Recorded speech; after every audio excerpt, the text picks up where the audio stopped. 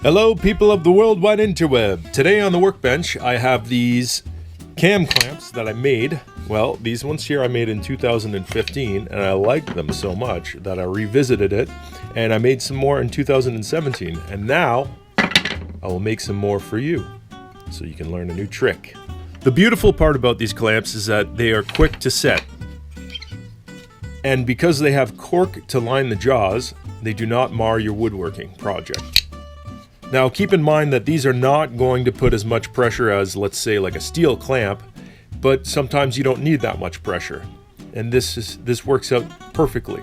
And you know, basically, presuming you have wood on hand, the only thing that you will actually need to buy is they call these tension pins at the Home Depot, but I call them roll pins. They go by various different names, and that's the only thing that I had to buy.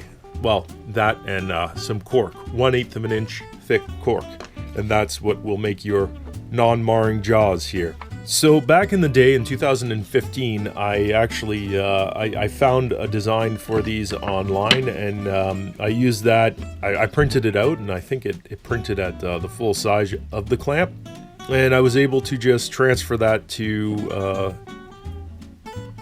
basically these templates. So this is a template here I made way back when, and it just shows me exactly where to drill the holes. So you'll need a little relief hole here, and then another hole here for your roll pin, and this is what your cam will essentially just pivot on, and therefore just close up that jaw. So that's how it works. It's pretty simple. Each clamp is made out of 10 pieces of wood. We have 1, 2, 3, 4, 5, 6, 7, 8, 9, and 10 pieces. I mean, it seems like a lot of pieces, and it seems like it maybe that's a little bit of a headache, but it isn't that bad once you get into the swing of it. Alright, so before I get into any sort of project that involves lots of cuttings, what I like to do is make a very clear cut list for myself. And so I do it the analog way. Pardon my chicken scratch. So this is just an itemized list. I can visually see everything that I'm going to have to do. So for instance, these side pieces, I'm going to be making 6 clamps, so therefore I need 1, 2, 3, 4 for each one of the clamps that are being made. So in total, I will need 24 pieces for the sides, cut at 10 inches by 2 inches by 1/2 inch thick, and so on and so forth. The only part that gets a little bit different here is for these center pieces right here. I want the whole thing to be 1.5 inches thick, so 1/2 inch, 1/2 inch, 1/2 inch. And therefore the bar is 1/2 inch thick. Well, if the bar is 1/2 inch thick and this top piece here was also 1/2 inch thick, then I wouldn't be able to slide it nice and freely like this. So what we do for that is we'll make these pieces for the top just a little bit bigger than 1/2 inch. So we're going to go with 17/32, or in other words, once you're done making all of your cuts for everything else at 1/2 inch, take the fence and just bump it over just a hair, and go ahead and cut the rest of them. And then we have the cams that we'll have to make, and probably I'll be able to make these out of the scraps. So now we have this list. Let's get into it. Let's go over to the table saw.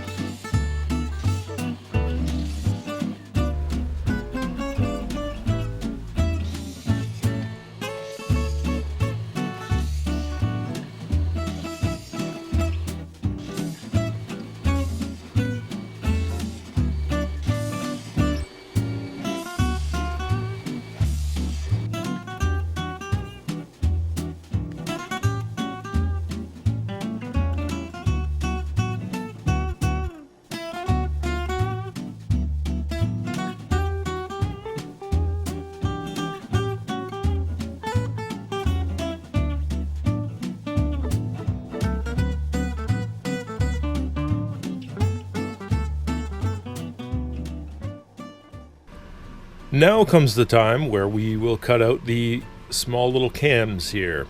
And this is the finicky part. You better have some patience for this one.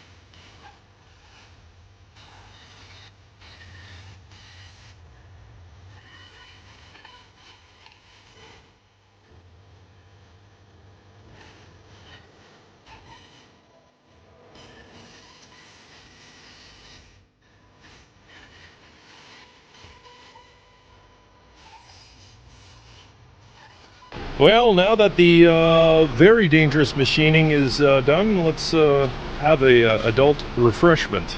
Cheers, everybody. It's Saturday in this time in the shop, so hope you're all having a good one.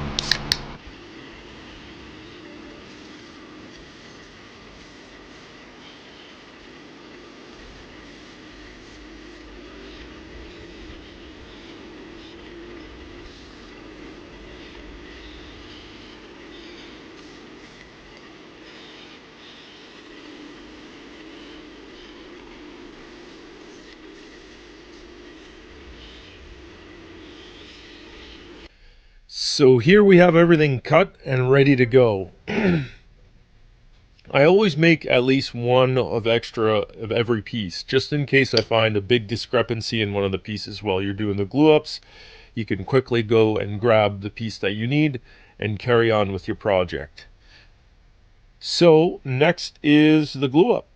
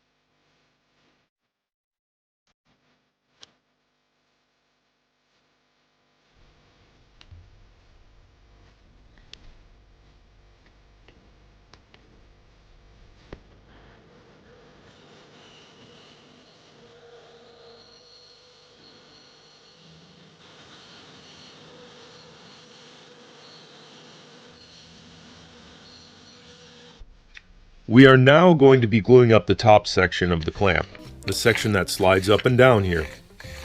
And so what we need to do is we need to provide enough clearance so that in the future it will slide up and down nice and freely. So what I'll be doing is taking this piece, which is the same dimensions as the bars on the clamps that I just glued up the day before, and I'll be wrapping it with packing tape. And what this will do is it'll give you a little bit of a buffer zone, and you'll be able to move your clamp up and down. And also, glue does not stick to packing tape, so this is a very handy trick.